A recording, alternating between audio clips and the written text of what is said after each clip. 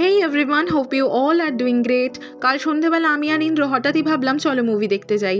এমন সাডেন প্ল্যানের মজাই আলাদা, তাই না? চট করে বুকমাই শো খুলে দেখি বেশ কিছু মুভির অপশন থাকলেও আমার চোখ আটকে গেল দ্য তাজ স্টোরিতে। লিটারেচারের স্টুডেন্ট আমি, তাই ইতিহাসের প্রতি কিছুটা টান তো আছেই। তাই আর দেরি না করে রেডি হয়ে পৌঁছে গেলাম কাকুরগাছির আইনক্সে 6:30 শোয়ে। টিকিট কেটে হলে ঢুকে দেখি হল প্রায় ফাঁকাই। ভালো জিনিস সবাই হজম যে করতে পারে না, জাস্ট কিডিং। কিন্তু সত্যি বলছি, যারা এই মুভিটা এখনও দেখোনি তোমরা মিস করছো একটা পাওয়ারফুল হিস্টোরিক্যাল এক্সপিরিয়েন্স। আর মুভিটা বলবো কি, একদম মনোযোগ দিয়েই দেখলাম।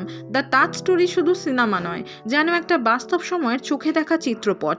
কিভাবে ক্ষমতাশালী মানুষেরা নিজের আধিপত্য বাঁচাতে তাজমহলের আসল ইতিহাসকে চাপা দিতে চাইছিল, আর অন্যদিকে একজনকে সত্যটা সামনে আনার জন্য কত বড় বড় বাধা পেরোতে হয়েছে।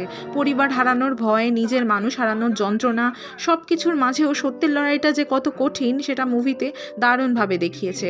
অনেস্টলি কিছু দৃশ্যে সত্যি চোখে জল এসে গিয়েছিল। এটা শুধু একটা সিনেমা নয়, এটা আমাদের দেশের ইতিহাসের একটা দিক যেটা আজও রহস্যে Dhaka.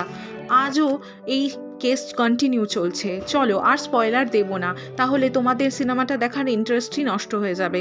But the truth hits hard. তো যাও, উইকেন্ডে প্ল্যান বানিয়ে দেখে আসো দ্য তাজ স্টোরি। তাজমহলের বন্ধ ঘরের রহস্য তোমাদের মাথা ঘুরিয়ে দেবে।